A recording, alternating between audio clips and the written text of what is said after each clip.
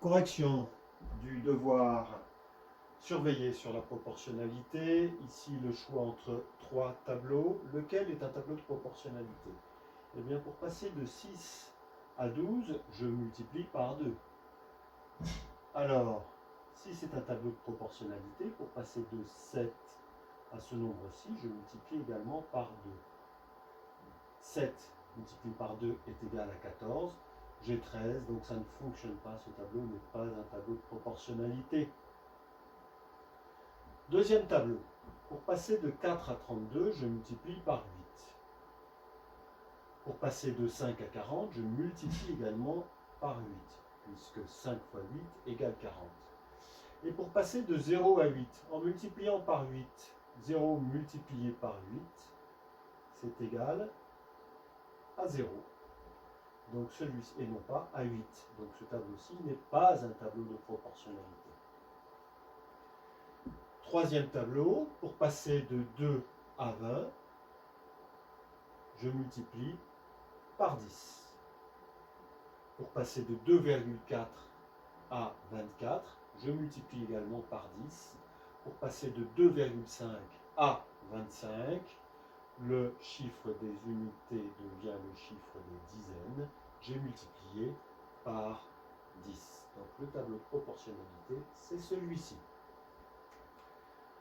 Deuxième question, pour compléter ce tableau de proportionnalité, celui-ci en est un à coup sûr. Et bien pour passer de 3 à 60, je multiplie par 3. Je peux compléter également de 8 multiplié par 3, 24.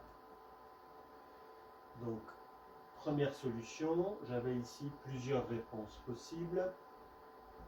Deuxième possibilité, pour passer de 20 à 60, je multiplie par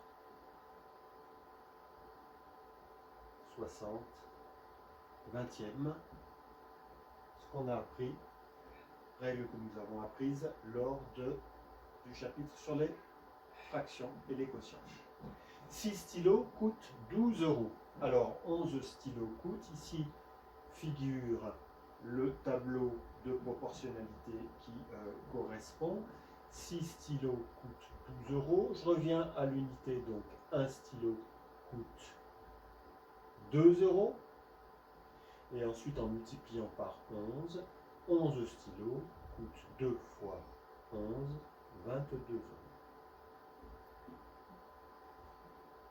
Un collège compte 200 élèves, dont 70% d'externes. 70%, ça s'écrit 70%, ça s'écrit également sous forme fractionnaire 70 divisé par 100, ça s'écrit sous forme décimale 0,70, 70 centièmes, 70 centièmes.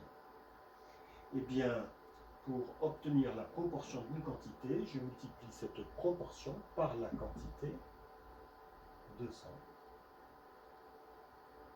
et j'obtiens donc 140 élèves. Dans un pot, on mélange 60 g de yaourt nature et 20% de fruits. J'en ai fait ici la représentation. Ici 20 g de fruits, ici 60 g de yaourt. La densité est la même. Alors, c'est 60, c'est 20, plus 20, plus 20. Et ici, j'ai mes 20 g de fruits. Donc, les fruits représentent une portion, une partie parmi les 4 de la totalité du pot. Donc, un quart de fruits, c'est-à-dire 25%. Exercice 2, remplis ces tableaux de proportionnalité. Le point donc ici pour passer de 2 à 8, je multiplie par 4. 12 fois 4, 48. 8 fois 4, 32. Et A. Eh bien, si dans ce sens-ci, je multiplie par 4, dans le sens inverse, pour passer de 60 à ce nombre-ci, je divise par 4, c'est donc 15. Je vérifie, 15 multiplié par 4 est bien égal à 60. Dernier exercice de la première feuille. Ici, on a la valeur du côté d'un carré. J'ai représenté ici les 3 premiers carrés dont il est question. Alors, pour un carré dont le côté vaut 3, le périmètre vaut 1 fois 3, 2 fois 3, 3 fois 3, 4 fois 3, c'est-à-dire 4 fois 3 égale 12. Pour un carré dont le côté vaut 4, le périmètre vaut 4, 1 fois 4, 2 fois 4, 3 fois 4, 4 fois 4 égale 16 cm. Et pour 5, eh bien on se l'imagine, 1 fois 5, 2 fois 5, 3 fois 5, 4 fois 5, le périmètre vaut 20. Donc à chaque fois, pour passer de la valeur du côté à la valeur du périmètre, j'ai multiplié par 4. S'agissant maintenant de l'aire du carré, eh bien quand le côté vaut 3, j'ai une rangée de 3, une deuxième rangée de 3, une troisième rangée de 3, donc 3 fois 3, l'aire vaut 9. J'ai multiplié 3 par 3 fois, et j'obtiens 9. Pour 4 maintenant, j'ai une rangée de 4, une deuxième rangée de 4, une troisième rangée de 4, une quatrième rangée de 4.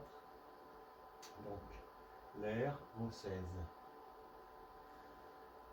Donc, ici, j'ai multiplié par 3 la valeur du côté. Ici, j'ai multiplié la valeur du côté par 4. Donc, il n'y a pas proportionnalité.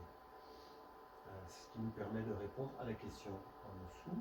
Et puis, pour 5, eh bien, j'aurai une première rangée de 5, une deuxième rangée de 5, une troisième, etc. Donc, 5 fois 5 égale 25. Tout ceci s'exprimant en centimètres carrés. Ici, 4 fois 4. Et là, 3 fois 3.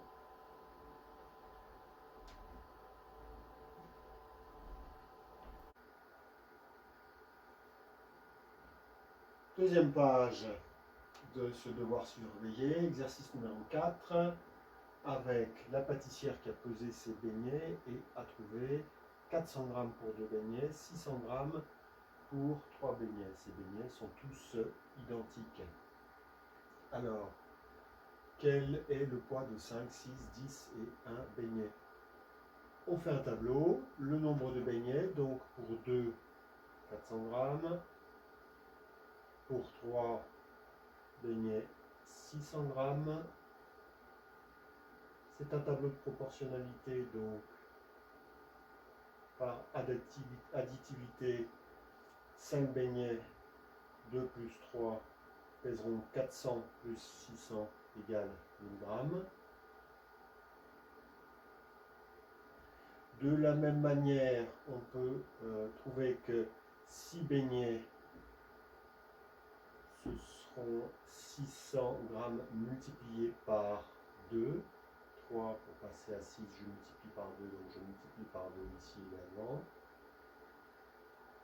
1200 grammes. Pour 10 beignets, je peux prendre la valeur de 5 beignets et la multiplier également par 2. 2000 grammes. Et puis, quand 2 beignets pèsent 400 grammes, un seul beignet pèse 200 grammes. Exercice numéro 5. Sur une clé de capacité 10 gigaoctets, 60% sont déjà occupés. Il nous faut calculer le nombre de gigaoctets que cela représente. Alors 60% s'écrit sous cette forme-ci, en pourcentage, s'écrit également sous forme fractionnaire 60 sur 100 et sous forme décimale. 60 sur 100 c'est 60 centièmes, donc on l'écrit sous forme décimale 0,60. Pour obtenir la propriété, pour obtenir la proportion d'une quantité, je multiplie donc cette proportion 0,60 par la quantité qui est de 10 gigaoctets. 0,60 multiplié par 10 gigaoctets. Je multiplie par 10, le chiffre des dixièmes devient le chiffre des unités. Donc le résultat c'est 6 gigaoctets. Exercice numéro 5, les 25 élèves de 5e E, donc 25, sont allés au ski de fond et ils ont payé un total de 100 euros. On complète donc le tableau pour ici donc le nombre d'élèves. Quand le nombre d'élèves est de 25, le prix payé est de 100 euros. Je reviens à l'unité, donc pour un élève, c'est-à-dire si je divise ici par 25, je passe d'une cellule à l'autre en divisant par 25, c'est un tableau de proportionnalité. Je fais la même chose au niveau des prix. 100 divisé par 25, 4. J'ai déjà donc une donnée. La deuxième donnée, Monsieur Vaccin se demande combien cela coûtera pour les 23 élèves. Donc je mets ici 23 élèves. Pour passer de 1 à 23, je multiplie par 23. Donc ici également, ce qui donne un résultat de 92 euros. Répond à l'interrogation de Monsieur Vaccin. Eh bien, en supposant que le prix soit proportionnel au nombre d'élèves, Monsieur Vaccin paiera 92 euros pour 23 élèves.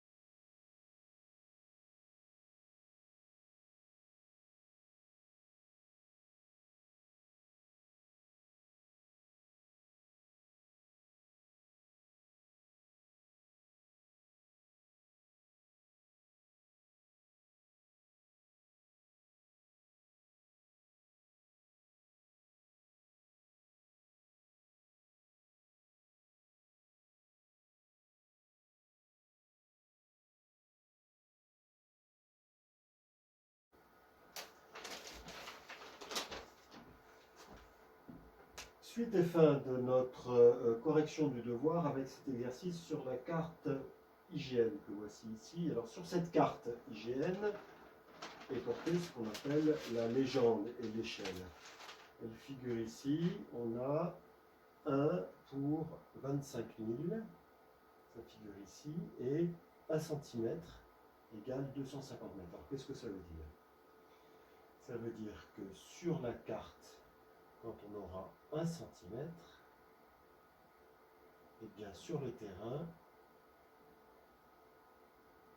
cela correspond à 250 mètres. Alors cette échelle ici, on peut aussi l'interpréter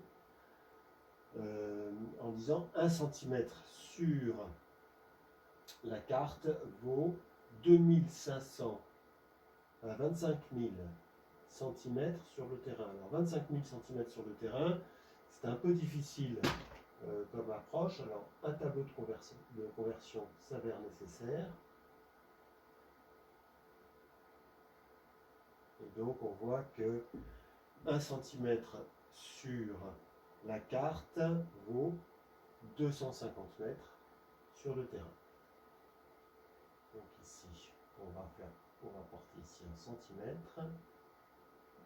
ici en mètres, et donc le coefficient de proportionnalité apporté ici, c'est multiplié par 250 si on opère ce changement d'unité, 25 000 si on mesure tout en centimètres.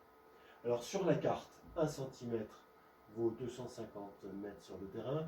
C'est intéressant de savoir par combien de centimètres est représenté 1 km, 1000 mètres sur le terrain. Voilà. C'est pas une question qui vous était posée. La question qui vous était posée, c'était de mesurer la distance entre l'église de Valloire et le pont passant sur la Valloirette. Alors pour ça, on trace ce segment. On mesure sa longueur. Je pense que la longueur était de 2 cm sur la copie qui vous était donnée. Et donc en appliquant le coefficient, on trouve ici 500 mètres, ce qui est la distance que vous avez vécue ensuite en bus en traversant Valloire.